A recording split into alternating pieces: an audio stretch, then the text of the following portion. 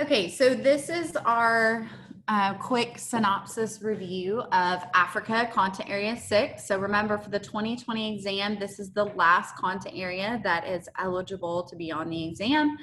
And as I mentioned before, remember, we travel back in time as we go into content areas 5 and 6. All right, so we're going to be looking at the continent of Africa. These are some of the things College Board wants you to remember. They're not entirely different from some of the things we talked about in Content Area 5. Remember the importance of art as being active. Art in Africa motivates behavior, right? Certainly correct behavior. It contains and expresses beliefs of a society. It validates a social organization, right? Order for people, and then reinforces human relationships and certainly through rituals, familiar relationships, relationships with ancestors. Art in Africa is oftentimes aligned with status and identity. Many times in African art, we don't know the artist. We don't maybe know the work isn't signed. Those are very Western ideas. It doesn't matter. It doesn't mean that it doesn't matter who made it. It just, they don't have in their context this need to sign the work or this need to attribute the work to a certain person. So just keep that in mind. The first work we looked at with Africa was the Great Zimbabwe. Remember that Great Zimbabwe is a stone settlement, essentially. This was the Shona people, and this would be a piece that maybe could be linked to the Alhambra or Versailles. This idea of a settlement with separate regions or places within the settlement for different people groups. So, for example, the king is going to live in a different place than a military general, in a different place than a farmer, right? Everyone's going to have these different roles and places that they live. The Great Zimbabwe were known for their cattle ranching. They were active in trade. And so this is an area that is going to be converging for several different cultures. The Shona people are still around and a connected, unified people group in Zimbabwe. This is we talked about the kind of circular shapes of this site. We talked about how the king was up on the mountain and the queen is, presumably this is the queen's realm here inside this great enclosure. And then this tower right here that looks like a granary was an example, a phallic example of the king's presence in the queen's realm. We talked about some of the symbols of power and authority here were obviously the phallus granary, shaped. Their ability to mine and trade gold, livestock, and then we talked about the soapstone birds, or I mentioned the soapstone birds. Those are examples of power of the king. Make sure if you have not looked at the African PowerPoint that I shared with you guys, or not PowerPoint, YouTube videos, please do, because keep in mind that the sample question that College Board gave us, right, was Indigenous Americas. So maybe for the AP exam, of course I have no idea, but maybe they're going to pull something from Africa. So please make sure you're familiar with these works. I shared them with you by individual works on Google Classroom. The Great Mosque of Genet, this is obviously a mosque. Hopefully you remember the parts of the mosque. This is a mud building that is the largest mud building in the world. It's been rebuilt a few times. It requires a great amount of upkeep and effort because of the material. This is in Mali. And it's important to note that there is it's right in the center of the city, right? It's at a hub in the city.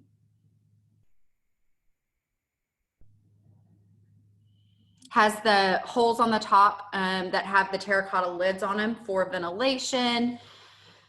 The symbolism here of the egg. The crepissage is the replastering that they would do. We talked about that. Great work. This is the Edo people of Benin, Nigeria. This is a plaque from Oba's palace. Remember that Oba is king. Oba is the only person who is able to wear the coral beads, the red coral beads that he's wearing in the middle. Please, if you have not already, go and watch the lecture for this video. It is in classroom. Power and authority, absolutely. We talked about converging cultures with trade. There's our context picture of Oba. We talked about the horror of the British punitive expedition, that they came in and basically destroyed the Benin Kingdom. Awful. Remember that these are oftentimes called the Benin bronzes, even though they are brass. The brass comes from Portugal through trade. And this would be a piece that you could link back with Justinian and this idea of how do you know who a king is in a work of art? What content and form gives us that clue? Gives us many clues, right? The Sekotoa Kofi, one of my favorites. This is the golden stool. Remember that a stool in the Asante people nation represents a person, right? That the chair of a person is very significant. The stool of a person, very significant. And when that person is not present, their chair is turned on its side. And so this object represents the soul, the essence of the Ashanti. They are rich in gold. Gold is their color. It is the thing that we see most often with them. This is present day Ghana. And so the stool has its own throne. It sits beside the king. I told you guys that you could kind of think about this being like the Constitution, something that is viewed as more important than the human leader. End up.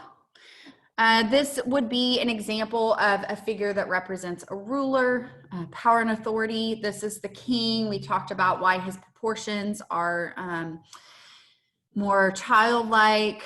We talked about the significance of his symbol on his drum in front of him. It's a closed form. This is a compact object. This would be used by the Kuba people to kind of tell the story of their people.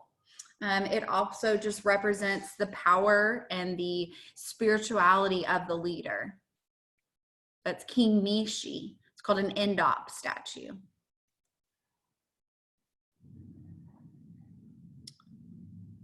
All this. And then there's our context picture. Oh man, such a great piece. So this is, I can't say that a lot. So this is a power figure called an Nkisi Nkondi. This is from the Congo people. And remember that this has to do with the ability to contain and release both good and evil spirits on behalf of the people. So an Nkisi is a spirit. These were activated by a spiritual guide. They would hold medicinal objects within the torso of the form. The Nganga is the spirit leader, Nganga, who would activate this work. And we talked about how this is going to seal an agreement between people. The Po mask by the Chokwe people, the Congo, this is a object that is very symmetrical. It has these really, really exaggerated eyes. The white around the eyes refers to sacred spirituality. It represents a woman. This one represents a woman, but it'd be performed by a man. And so this would be part of a ritual where an elder man of the Chokwe people is dancing this mask in honor of a woman within the Chokwe people. So it's not mocking her, it's honoring her. These masks, like all masks, remember, are always part of a larger costume, always part of a ritual performance. Same thing with the emblem mask. This was the Bole people. Côte d'Ivoire. All right. So the Ivory Coast, this was a people group that values symmetry as well, like the Pole mask. The typical emblem mask has like a headpiece on top of the coiffure that is has some significance to it. They're all different. They're all a little different. Again, this exact mask represents a woman, but it'd be performed by a man. Masks were carved by men as well. All the masks we've looked at are carved by men and worn by men, except for one, and we'll talk about that one in a second. Here is Moya Yanso, and this emblem mask from our kingdom represents her. This is her mask. It would be important that she would be present when this mask is performed. And there it is, being performed. So again, part of a costume, part of a ritual. Now the Bundu mask, this one is different in a few ways. One, it's different because it doesn't go over the face directly. It sits on top of the head. It's called a helmet mask. This is part of the Mende people of the Sonde Society. The Sonde Society is a secret society of women that every woman who is Mende would go through as part of a coming of age event. And remember, the event would be where the ritual would be where women were actually, or these girls were actually taken from their homes, taken out with elder women in society, from society into the woods, into the jungle. They would be taught how to be a good wife, how to be a good mom, the things that they needed to know to be a successful, functioning woman in society. This is unfortunately where traditionally the female genital mutilation would be done. And then they would be returned to perform a ritual for their society as part of the Sonde ritual. They would wear, they had dark skin, right? Obviously, and then they put white on their face, and then they put dark on top, and it symbolized their becoming, their transformation of becoming a member of society, a woman, a wife, a mother. When this dance was performed, again, it's performed by the actual girl who has undergone this transformation, has joined the Sonde Society as part of the Mende people. So she's going to perform this, and then after it's over, she's eligible to marry, and that would be expected of her.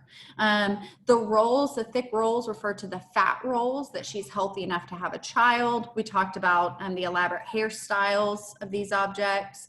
This is something that has gone on for generations, centuries within the Mende people. The Ikonga from the Igbo, this is an object that represents the power of a male. We talked about how this is an object that oftentimes is it's always a therianthrope, so it's got the animal horns, but a human-like face, if you will. This would be kept in a treasury, a hope chest within a man's home, and it's his place of strength to visit when he needs strength. These are personalized by the carver for the person it represents. So sometimes they're specific to the person's occupation.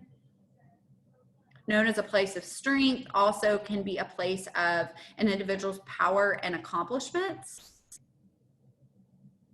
The Lukasa, this is also from the Congo. The Luba people, this would be read by a member of the Mbuji Society.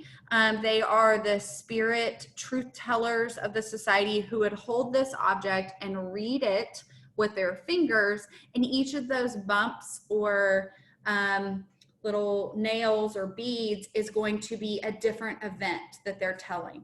So I could see College Board maybe comparing this with some, trying to think, Codex Mendoza maybe tells about the history of the culture of the Aztec, something that is to reinforce the leader here. Remember that one of the main differences here in West Africa is that history, specifically royal history, is not chronological and it's not static. Instead, it's fluid, and it's based on the traditions of the oral history telling of this object. And so that is very, very different from how we view things here in the United States. This would be interpreted by a reader. Again, that narrative that the reader's telling is going to be different based on audience.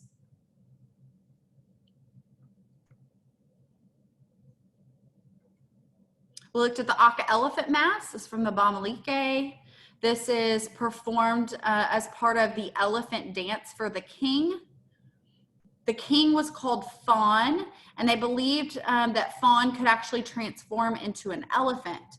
And so when this mask would be performed, it's going to be performed with some of the dancers wearing these red feather hats that become drums. And so as the drums are beat, it sounds like elephants plodding along, right? Or running, or a herd, a stampede. The ears would kind of flap as this is worn. It is a therianthrope because you see that animal-human combo. This is all beadwork. It'd be worn with a costume of raffia and leopard skin. The reason they picked leopard is it was believed that humans could turn into leopards at times. And so you have this idea of transformation. The king can become an elephant and a leopard can become a human. And then we talked about the reliquary figure from the Fang people, Fang, and this was a little object that guarded a relic. And so a relic, remember, is a part of or belonging of a deceased individual, specifically in this case, ancestor. So the ancestors' remains would be kept, or parts of the ancestors' remains would be kept in containers. This is a nomadic people group, so they need something that is mobile, they can take with them. And these guardian figures would sit on top of those containers and keep evil from being able to mess with these spirit or these remains, and would guard the family and the owner of these objects. Very closed form, again, made for permanence.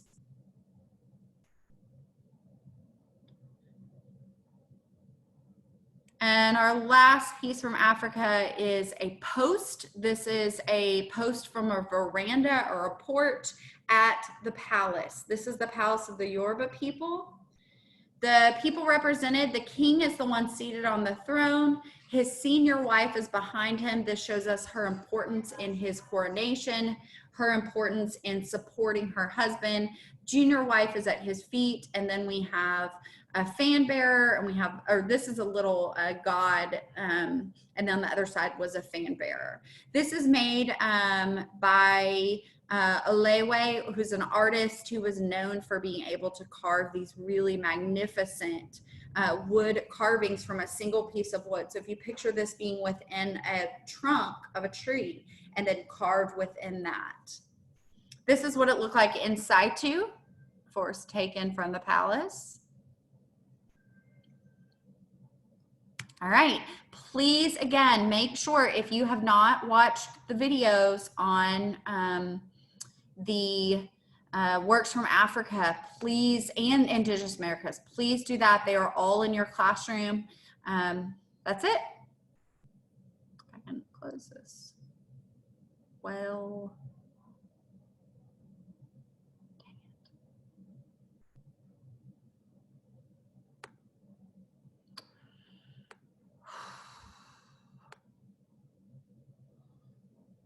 You got to see me for long.